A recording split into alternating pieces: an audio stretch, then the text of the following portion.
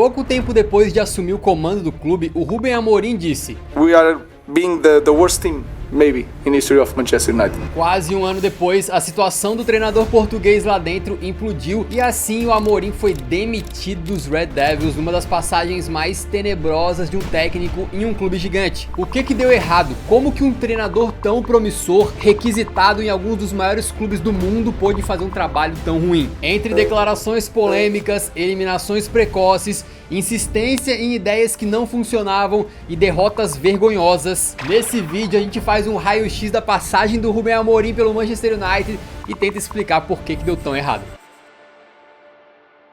Quando o Amorim é anunciado lá atrás, eu acho que nem o mais corneteiro torcedor do Manchester United pensaria que uma contratação que parecia tão certa naquele momento poderia dar tão errado, né? Mas por que o clube achou que o Amorim era o cara certo? Tiveram inúmeros pontos, mas uma das coisas que a gente queria ressaltar aqui é que a forma como ele começa a sua carreira de jogador já dá uma pista do que o Amorim como técnico apresentaria lá na frente. Isso porque ele foi dispensado nas categorias de base do Benfica, que era o clube do coração dele, e aí um amigo que jogava no Belenenses convidou o Ruben para fazer um teste na base do time lá. Só que tinha um problema. O Amorimzinho naquela época tava com o braço quebrado. O amigo insistiu e mesmo com a lesão no braço, o Amorim foi então lá fazer a peneira. Acabou dando tudo certo e foi no Belenenses então que ele eventualmente começou a sua carreira no futebol profissional. Aí quis o destino que o homem voltasse pro Benfica. Em 2008 o clube que ele amava chamou e ele foi. E assim que começou a principal passagem dele num clube, ele foi jogador do Benfica durante 9 anos. Ganhou 3 títulos do campeonato português e esse espírito dele bem intenso, assim, bem difícil, já dava as caras nessa época, porque teve uma vez que ele chegou a reclamar publicamente do técnico Jorge Jesus, que não vinha colocando o Ruben Amorim em campo pra jogar, né? E depois ele continua insatisfeito e chega a se recusar a treinar. Aí bem precocemente, com 32 anos, ele rompe os ligamentos cruzados do joelho ali e resolve parar sua carreira então e se aposentar. Só que diz a lenda que todo mundo que conviveu com o Amorim já sabia que ele tinha muito perfil pra ser treinador, então ele começar a carreira como técnico logo em seguida era questão de tempo.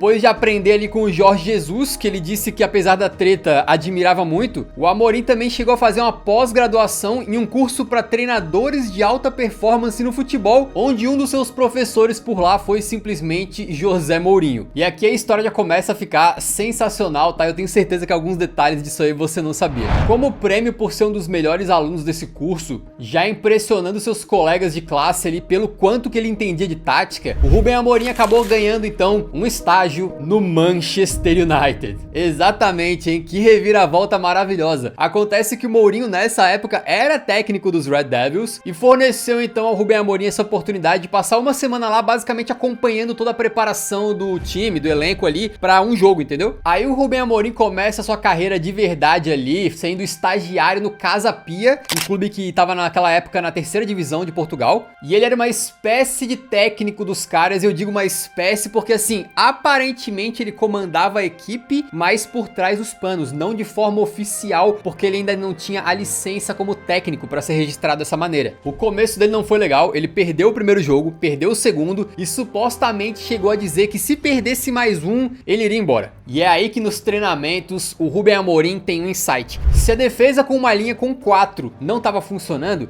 que tal mudar? E foi assim que ele tentou botar 3 zagueiros, num esquema chamado popularmente de 3-4-3. Isso aí deu muito certo e o Casa Pia não só venceu o terceiro jogo do Amorim, como continuou vencendo e mesmo com uma punição de pontos na tabela, pelo fato do Amorim ter ficado na área técnica dando instruções para os jogadores, mesmo sem ter a licença de treinador, o Casa Pia vence o que era chamado de Campeonato de Portugal, um torneio ali que era basicamente a 3ª divisão, né? E aqui eu pergunto se vocês não acham fantástica essa história, que o motivo do Amorim ser tão insistente em não largar o osso, não desistir do 3-4-3 dele no Manchester United durante esse tempo todo, é porque lá atrás essa mudança de tática foi justamente a virada de chave na carreira dele e virou uma espécie de amuleto, de talismã pro cara. É um negócio absolutamente sensacional, pô. Só que lembra daquela punição lá por ele não ter a licença no Casa Pia? Então, o Amorim acabou ficando um pouco irritado com isso, aparentemente não quis prejudicar o clube, né, e saiu do Casa Pia então, e depois de alguns meses foi anunciado como novo treinador do Braga B, que também jogava na terceira divisão, e lá ele foi um sucesso absoluto. Depois de poucos jogos ele já foi promovido pro time principal do Braga. A carreira dele estava numa ascensão meteórica e ele continuaria dessa maneira, porque assim que ele chega no Braga A, né, o time principal, ele implementa ali o seu 3-4-3 da sorte, e em um curto período de tempo ele vence o Porto 2 vezes, o Sporting 2 vezes e garante a primeira vitória do Braga contra o Benfica na Luz em 65 anos. Aliás, foi 1-0, gol de João Palhinha num Benfica que tinha Carlos Vinícius da Pose. Como o mundo dá voltas, né, cara? Não bastasse isso, o Amorim também fatura a Taça da Liga em cima do Porto e depois de apenas 3 meses do comando já é chamado para um desafio maior.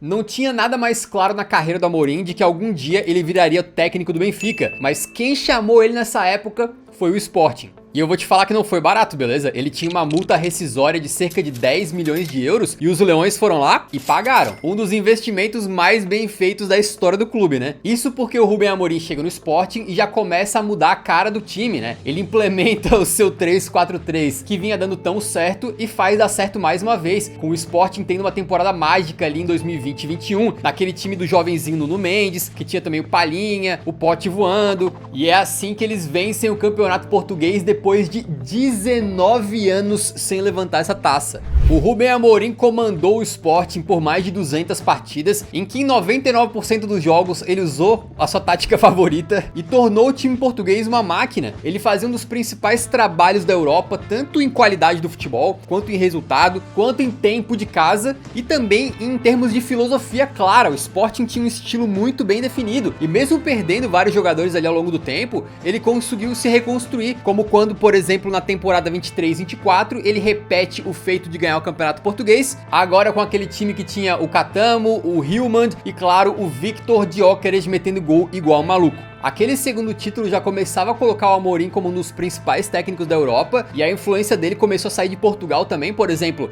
na Champions tem um jogo emblemático em que o Sporting mete 4-1 pra cima do Manchester City de Pep Guardiola, cara. E não à toa quem acompanha especulações de futebol aí via que na época ficavam surgindo artigos de, pô, ele pode ser o sucessor do próprio Pep no Manchester City. Ah, vai ser ele que o Liverpool vai contratar para substituir o Klopp e por aí vai. Quando de repente bateu na porta o Manchester United. No dia 1º de novembro de 2024, os Diabos Vermelhos então anunciaram a contratação do Rubem Amorim, que deixava ali um embaladíssimo Sporting no meio da temporada para tentar salvar o United em meio ao caos que o clube vem vivendo. Só que quando ele chegou lá, ele provou que o ditado tá errado e que quando tu chega no fundo do poço, dá sim para continuar cavando. Acontece que o Manchester United vive um momento complicado há muitos anos. A gente já fez um vídeo inteiro completíssimo aqui no canal falando como que eles começaram a ruir, principalmente depois da saída do Ferguson, né? E que vale a pena você assistir porque esse vídeo do Amorim é basicamente uma continuação daquele vídeo anterior. Mas pra resumir, desde a saída do Ferguson do comando do Manchester United, eles não conseguem encontrar um norte, né? Tentaram de tudo que é jeito ali, na base da experiência do Van Gaal e do Mourinho, ou nas apostas ali com o Solskjaer e, claro, finalmente o Ten Hag. Esse técnico holandês tinha feito um excelente trabalho no Ajax, mas acabou também não sendo a solução ideal pro clube. Ele tinha um estilo duro e disciplinador e protagonizou momentos como aquela derrota histórica de 7-0 pro Liverpool e toda aquela treta com o Cristiano Ronaldo que eventualmente levou o gajo a sair do clube pela porta dos fundos. Ao longo da temporada 2023-24 estava muito claro que o trabalho do Ten Hag não estava dando certo, tá? E que a demissão dele era meio que inevitável. Só que aí ele foi e de forma surpreendente ganhou a Copa da Inglaterra, inclusive vencendo a final para cima do Manchester City. Isso aí deu uma sobrevida para ele, mas além disso, deu uma extensão de contrato, o que na época muitos, inclusive eu, né, já acharam que era loucura. Tanto é que o Ten Hag começa a temporada seguinte, né, 24-25, com pouquíssimos defensores à sua disposição e ainda extremamente pressionado. E aí logo no final de outubro, para surpresa de ninguém, poucos meses depois de renovar o contrato, ele é mandado pra rua para ser justamente substituído pelo Rubem Amorim. E a missão do técnico português então era muito difícil, porque ele pegava o Manchester United na 14ª colocação na Premier League e precisava não só entregar resultados, como mudar mudar a cara e a sorte do clube, porque se os resultados negativos e a fama de disciplinador trouxeram uma visão antipática pro Ten Hag e pro United em geral, de repente caía nas mãos do Amorim a tarefa de virar esse barco aí, né? Fugir da correnteza e estacionar em águas mais calmas. Só que o United não é uma canoa ou um barquinho pequeno. Experimenta tentar fazer um 180 no navio. Mas como vocês viram no vídeo até aqui, o Amorim meio que não é esse cara pra fazer um papel de pacificador e trazer uma calmaria pro clube. O Amorim não é conciliador e não é um cara que aceita as coisas calado, não. Ele é muito insistente e de certa forma até inflexível, na verdade. O que era um sinal bem claro de que a mudança do Ten Hag pro Amorim não seria tão suave quanto alguns esperavam, né? O Ten Hag utilizava em geral uma formação que era um 4-2-3-1, foi assim durante os 2 anos dele por lá, e obviamente isso impactava no planejamento do elenco inteirinho, dos jogadores que chegavam aos que saíam. A ideia era sempre montar um time com as características que o Ten Hag desejava, que se encaixavam no estilo de jogo dele. O que tá correto, é exatamente isso que o clube tem que fazer. Só que quando chega o Amorim, o que é a primeira coisa que ele faz? Logo bota a sua tática talismã, o famoso 3-4-3 em ação na hora. Ele não pensa 2 vezes, ele não tenta fazer um período de adaptação, ele faz a mudança imediatamente, colocando o seu amuleto da sorte para trabalhar mais uma vez, e dessa vez no Manchester United que estava muito precisando realmente de uma mudança de rumo, de um ar fresco, de alguma coisa que desse um novo caminho para a equipe. Na estreia do Amorim, ele acaba empatando com o coitado do Ipswich, e ali já ficava mais ou menos claro como é que ele iria implementar o seu 3-4-3. O Amad Diallo, que era ponta, começou como ala pela direita, e o Mazraoui, que era lateral, começou como um dos zagueiros, e depois o próprio Luke Shaw terminou improvisado como um dos jogadores da zaga, ele que é lateral também. Então o jogo terminou pro United com 2 laterais na zaga, porque não tinha zagueiro pra colocar. E detalhe, o Luke Shaw não tinha feito nenhuma outra partida na temporada, era o primeiro jogo dele depois de se recuperar de uma lesão chata ali, e já foi improvisado numa posição que ele não dominava. E a gente que gosta de futebol e cria conteúdo na internet, às vezes se coloca numa armadilha que é assim, pô, Pedrão, tu vai ficar dando pitaco como se tu entendesse mais do que o Ruben Amorim. Não é bem isso, mas cara, pensa comigo, o elenco foi montado para jogar com uma linha de 4 e foi assim por 2 anos. Não só isso, mas quase todos os zagueiros do United estavam machucados ou indisponíveis para a partida. Será que era realmente o momento para de cara meter uma formação com 3 zagueiros, sendo que tu nem tinha zagueiro para colocar? Não fazia sentido ser um pouquinho flexível, manter a formação inicial do Ten Hag ali no começo e ir fazendo uma adaptação mais aos poucos? Bom, ainda com alguns improvisos aí do Amorim, o time toma jeito e garante a sua primeira vitória na Premier League, derrotando o Everton por um sonoro 4-0, dando indícios ali de que, pô, técnico novo chegou, mudou a formação, venceu por 4-0, agora vai. Só que, na verdade, não foi, né? Ele perdeu pro Arsenal com o Bruno Fernandes jogando mais pra trás, quase como um volante ali, e depois perdeu em casa pro Nottingham Forest. E aí, nenhuma vitória contra o Manchester City, onde finalmente ele conseguiu usar os jogadores um pouco mais nas suas posições, impediu uma sequência terrível de chegar logo depois. Na Copa da Liga, uma derrota de 4-3 para ser eliminado pelo Tottenham com direito a gol olímpico do Sonaldinho. Aí um desastre na PL, ele perdeu por 3-0 pro Bournemouth em pleno Old Trafford, com torcedores saindo antes do jogo acabar, e o Manchester United ficando na parte de baixo da tabela no Natal pela primeira vez na era Premier League moderna. No próximo jogo ele perde de 2-0 pro Wolverhampton e aí engata a 4ª derrota seguida com outro vexame em pleno Old Trafford, tomando 2-0 pro Newcastle. Aliás, esse é outro jogo doído pro torcedor que marca um ponto muito negativo nessa história toda por causa da insistência em ideias que não estavam funcionando.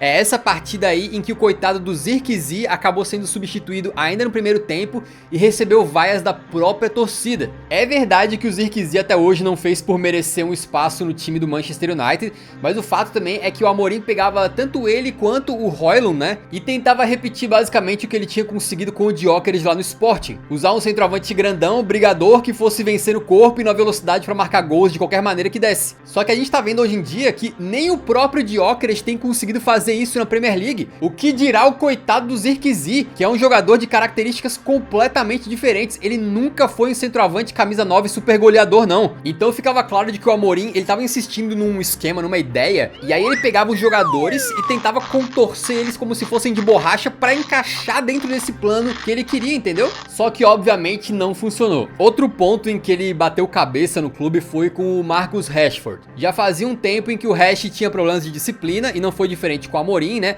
deixando de ser relacionado em várias partidas inclusive, e com o treinador eventualmente dizendo que preferia dar chances pro seu treinador de goleiros de 60 e poucos anos do que para um jogador que não estivesse se dedicando como o Marcus Rashford. E assim, tendo razão ele ou não, isso foi logo antes do Rashford ser emprestado pro Aston Villa, onde jogou bastante bem, tá? Participou de Champions League e tudo, com o Villa terminando bem mais pra cima na tabela do que o próprio Manchester United. E aí essa janela de janeiro de 2025 foi inclusive bem esquisita, tá? O time até chega a ter um período melhorzinho, mas sofre mais uma derrota em pleno Old Trafford, um 3-1 pro Brighton, que deixa o Amorim tão pistola que ele supostamente quebrou uma TV no vestiário e que escancarava ali os problemas defensivos da equipe, né? Foi depois dessa derrota, inclusive, que o Ruben Amorim vai naquela coletiva e diz que provavelmente somos o pior Manchester United da história. Só que tu pensa, o pior Manchester United da história, se for verdade, precisa do que pra consertar, né? O técnico já era novo, de repente precisa de algumas peças que ajudem o técnico a implantar a filosofia dele, ou o próprio técnico fazer uma mudança de esquema, né? Mas na verdade o que aconteceu naquela janela de transferências foi simplesmente uma mísera contrataçãozinha. O ala ou lateral esquerdo Patrick Dorgu, promessa de 20 anos da Dinamarca. E claro que dá pra entender que era a janela do meio do ano, muitos clubes seguram realmente o pé no freio ali pra deixar a gastança pra quando começar a temporada seguinte, né? Mas se foi esse o caso, dos caras não quererem gastar naquele momento, era basicamente uma indicação clara de que, cara, Amorim, tu vai ter que se virar com o que tu tem em mãos, entendeu? Só que falar isso pro Amorim é muito complicado, porque ele já tinha se mostrado uma pessoa inflexível, incapaz de adaptar suas táticas. Então tu contrata um treinador que foi altamente bem sucedido fazendo o plano A dele, e aí tu não dá os recursos necessários pro cara conseguir implementar esse plano e essa visão de jogo. E ao mesmo tempo, tu praticamente força ele a se virar com o material que ele tem em mãos que não é o adequado. Meio que isso aí não tinha como dar certo, né? Na Premier League ele perde novamente em pleno Old Trafford pro Palace e pro Wolverhampton, depois perde mais uma vez pro Tottenham, aí toma 4-1 do Newcastle, apanha de 4-3 pro Brentford, e essas coisas vão se acumulando. Então tu via o gigantesco, poderoso Manchester United tomando traulitada atrás de traulitada, como se fosse um time pequeno, um time de meio de tabela. E o Amorim começou a quebrar recordes, mas não eram muito positivos, né? Ele teve o pior começo de um técnico do clube na era pós-Ferguson, e também foi o treinador do United que mais rápido perdeu 4 partidas na história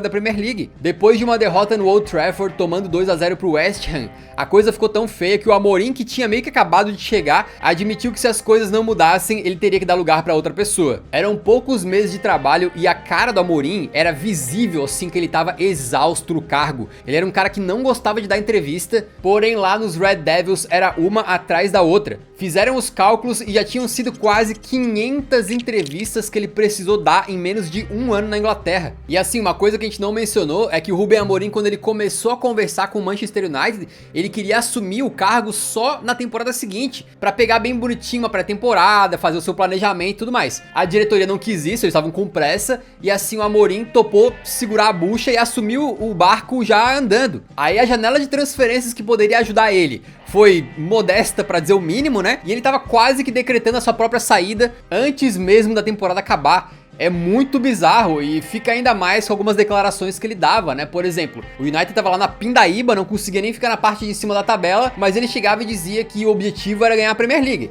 que ele não sabia quando e tal, mas que ele queria ser campeão, o que mostra uma grande ambição, o que é compatível com o Manchester United, tem que pensar assim mesmo, mas ao mesmo tempo, tipo, cara, tu não tá nem conseguindo ganhar um jogo, que dirá ganhar a liga. Não é melhor ir um passo de cada vez? Bom, acontece que o time perde mais uma vez contra o Chelsea, mas uma espécie de milagre podia ser a salvação da temporada. Porque se nas competições da Inglaterra o time tava uma draga, sendo também eliminado, por exemplo, em casa pro Fulham na Copa da Inglaterra, na Europa League as coisas estavam diferentes. A campanha, na verdade, era sensacional e invicta, avançando depois de uma virada espetacular contra o Lyon nas quartas e uma destruição pra cima do Bilbao nas semis. O United chegou na final e era a oportunidade pro Amorim não só ganhar um troféu na sua primeira temporada, como mesmo afundado na tabela da Premier League, conseguiu uma tão sonhada vaga pra Champions. Só que a final era contra o Carrasco, o time do Tottenham, e a freguesia do Amorim rendeu uma taça pros Spurs, 1-0 com aquele gol bizonho do Brennan Johnson, pra ver o Tottenham, que tava numa situação muito similar à do Manchester United,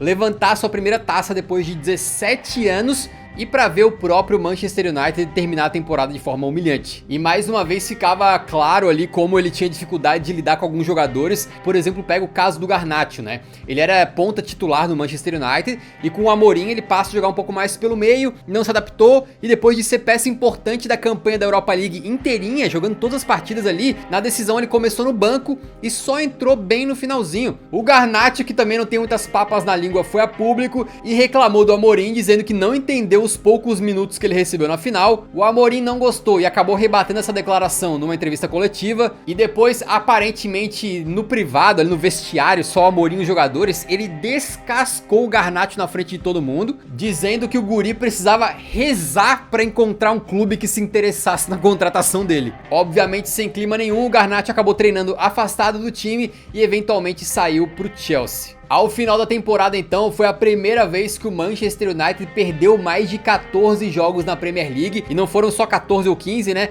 Foram 18, terminando na 15ª posição, a pior campanha do clube desde a temporada 73-74, quando eles foram rebaixados. Mas calma que depois da tempestade o sol costuma raiar, e agora o Amorim estaria então se preparando para a temporada 25-26, com uma pré-temporada para jogar, uma janela de transferências inteirinha para conseguir reforçar o seu elenco, então certamente ele poderia começar de vez a piorar ainda mais.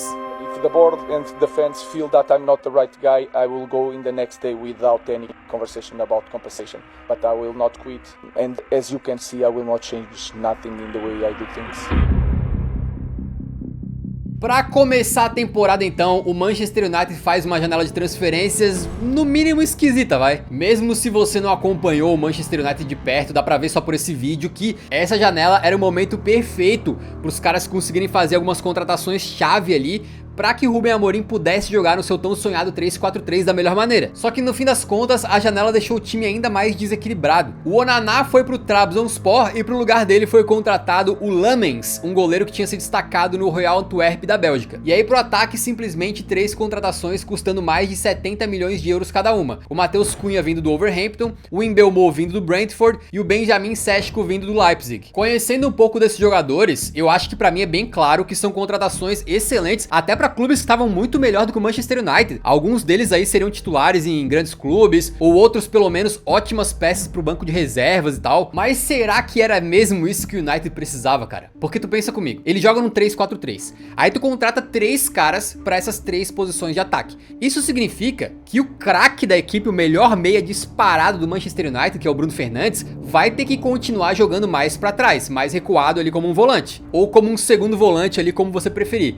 E se o Bruno Fernandes ocupasse uma das posições mais adiantadas, significaria que o United pagou mais de 70 milhões em algum dos 3 reforços para deixar o cara no banco. E ter jogadores excelentes no banco é ótimo, tá? Uma profundidade de elenco é muito importante, mas o que adianta tu gastar mais de 200 milhões de euros em atacantes, sendo que tu começa a temporada com o teu principal meia criativo, o craque da equipe, jogando mais recuado, e com o Luke Shaw continuando a sua etapa improvisado na zaga. Curiosamente, o próprio Amorim concordou com isso, tá? E aparentemente pediu mais reforços para a diretoria, só que os caras disseram que não queriam mais contratar jogadores a curto prazo e preferiam investir no clube a longo prazo. O que isso quer dizer exatamente ali naquela janela de transferências não se sabe, porém eles não gastaram mais. O fato é que a janela não parecia fazer muito sentido e realmente não fez, tá? O Amorim começa a temporada perdendo na estreia contra o Arsenal em Old Trafford, depois empata com o Fulham e aí tem a possibilidade de finalmente conseguir uma vitóriazinha para dar uma aliviada na pressão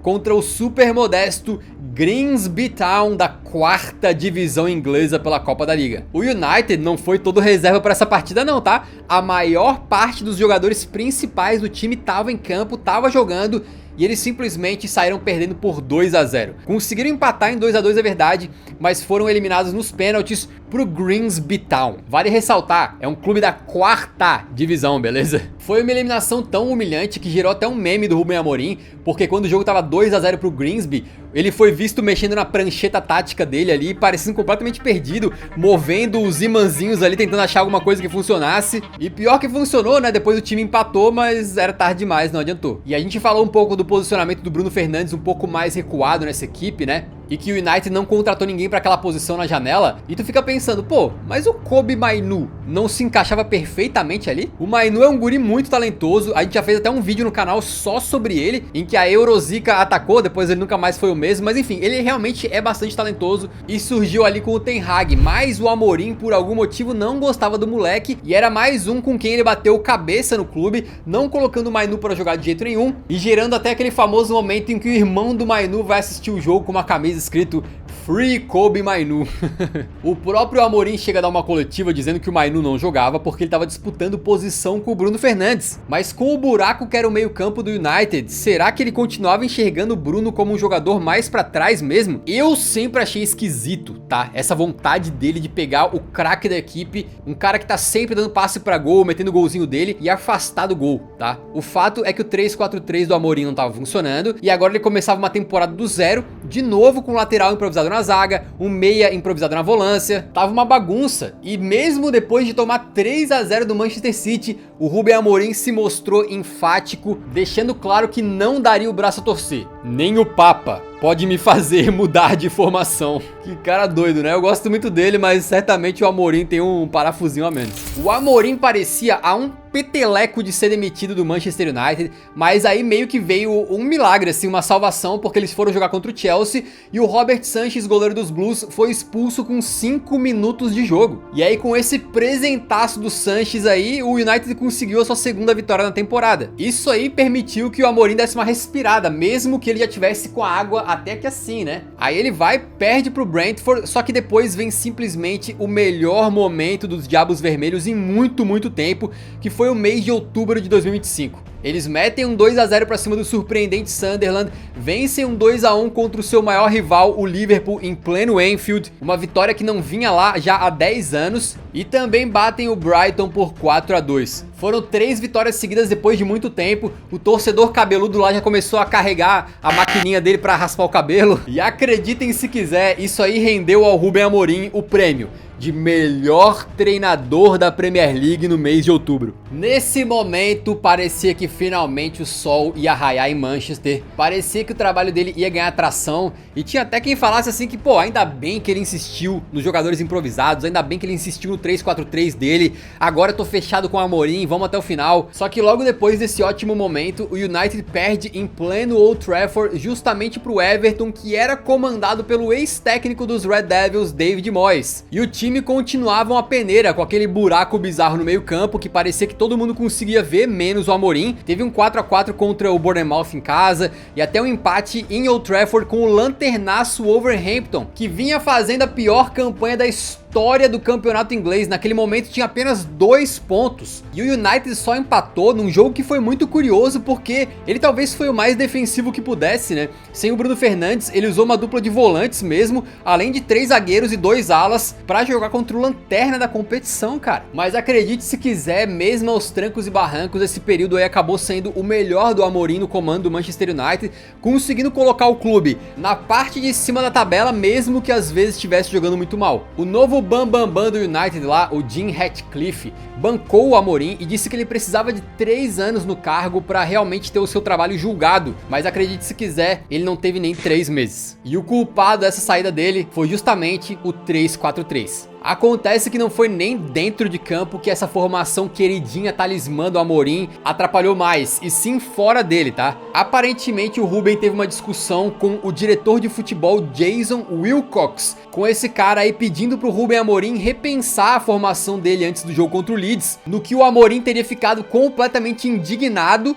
e assim, saiu bravo da reunião, xingando todo mundo e tal. E aí depois de um empate pro Leeds, o Ruben Amorim explode publicamente na coletiva. I came here to be the manager, not to be the coach of Manchester United. And that is clear. I know that my name is not Tuchel, is not Conte, is not Mourinho, but I'm the manager of Manchester United. And it's going to be like this for 18 months or when the board decided to change. Ele basicamente quis dizer o seguinte: eu tô aqui não é pra ficar recebendo ordem e dar o treino. E certamente ele deixou claro que não ia ficar aceitando pitaco de diretor do clube tentando dizer pra ele, que é o técnico, qual formação que ele deveria utilizar. Só que em qualquer organização, principalmente em gigantes gigantes, assim como é o clube Manchester United, existe um negócio chamado hierarquia. E às vezes tu pode estar fazendo um trabalho que não tá tão legal, só que existe esperança de que você vai melhorar, então tu continua no cargo, né? Mas no momento que o teu chefe acha que você desrespeitou ele, tu tem que ter as costas muito largas pra não ser demitido, amigo. E o Amorim já tinha balançado até quase cair várias vezes por causa de resultados dentro de campo. E agora que os resultados tinham dado uma melhorada um pouco, ele acabou tendo esse conflito direto com a diretoria. E isso foi a gota d'água. O Manchester United, como instituição, resolveu então finalmente se livrar do 3-4-3, não com o Amorim mudando dentro de campo, mas sim com o técnico sendo chutado do clube. A demissão do Amorim colocou fim a mais uma terrível e melancólica passagem de um treinador pelo Manchester United. Pouco mais de um ano depois de o português assumir o comando, aquele torcedor continua sem cortar o cabelo e o Ruben saiu do lado vermelho de Manchester com o pior aproveitamento de um técnico do United na era Premier League. E saca só essa estatística: desde que ele assumiu o comando, apenas um técnico conseguiu perder mais jogos do campeonato inglês do que ele, Ange Postecoglou. Olha aí que baita companhia, hein?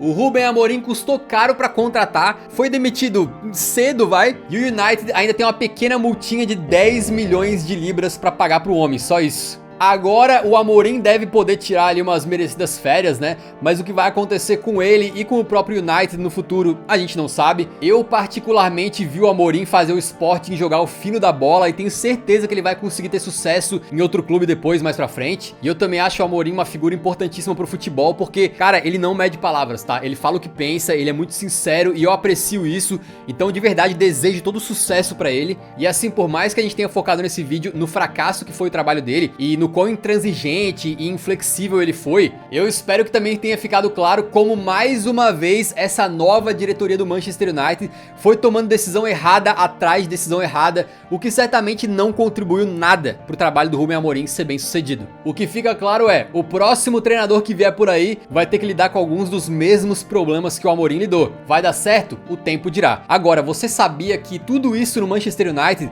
essa ruína do clube começou por causa de um cavalo? Exatamente. Aquele vídeo que eu mencionei anteriormente sobre a destruição do Manchester United conta essa história, que começou lá quando o Ferguson ainda estava no clube e depois piorou muito com a saída dele, e que realmente vale bastante a pena assistir, beleza? Nem que seja pra você chegar no final lá e perceber que dava pra prever tudo que aconteceu aqui com o Ruben Amorim, tranquilo?